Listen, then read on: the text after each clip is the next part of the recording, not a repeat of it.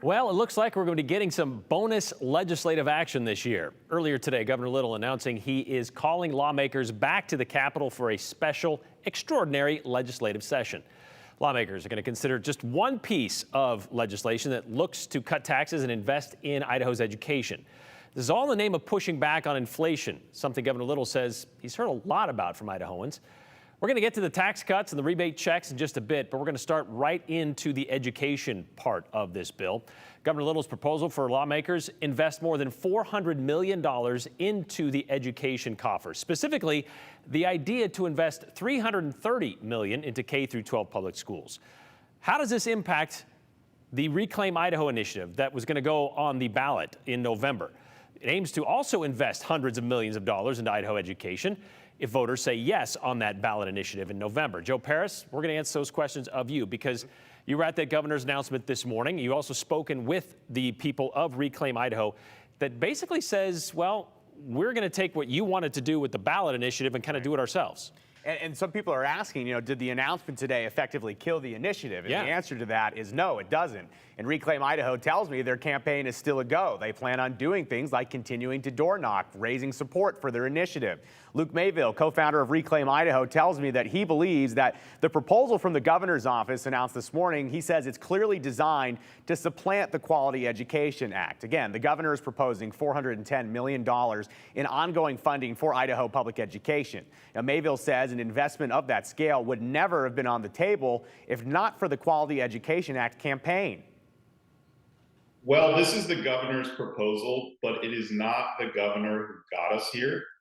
It's very clear that you would never be seeing an education investment on this scale, $410 million a year, if not for the hard work of so many volunteers across the state who advocated for large-scale investments in public schools over the past year.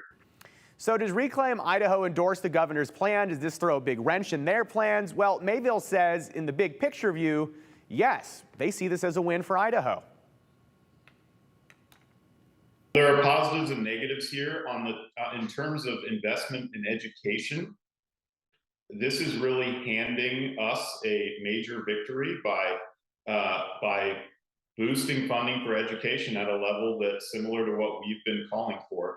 On the negative side, this proposal makes our tax system more regressive. It overburdens the middle class. It gives completely unneeded tax breaks to large corporations and the wealthiest Idahoans. And in those ways, it's a step backward. So what happens if Idaho voters pass? They sign off on the Quality Education Act in November, and then the state legislature also passes the governor's proposal in September.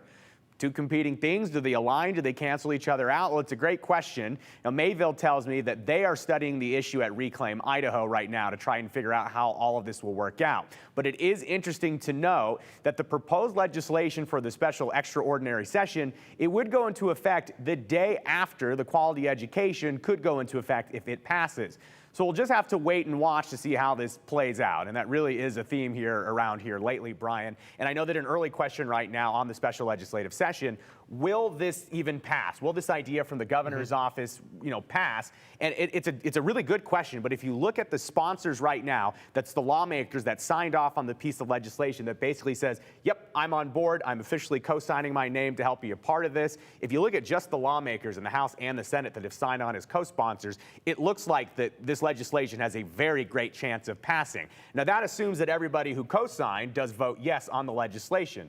Would it be atypical for a co-sponsor to not vote for their bill? Yes. But, as we see in a special extraordinary things get session, added to it or whatever. Yeah. Because as we said, the governor has the right to pull people in, but they usually do it with a clear path ahead. And so this having this much support is kind of a little different. And I know there's been a lot of work that led up to this. This wasn't obviously just created last night and then they called a press conference this morning. They've been working on this for weeks, and from my sources inside the State House, they've been having significant conversations between Democrats, Republicans, within their parties, together in the governor's office. So a lot of work went into this. Now, there's a really interesting point, though, that's being talked about in Idaho politics circles. If you look at the date, September 1st at 8 a.m., you'll notice there's a lot of lawmakers that are going to be called back to the State House who actually lost their primary election, and they will not be back at the State House in January. So it brings up this question: should this have waited till January? Should this be done now? If you ask the governor's office and you ask really most people that are in favor of this, they'd say this does need to happen now, because their idea, if this passes,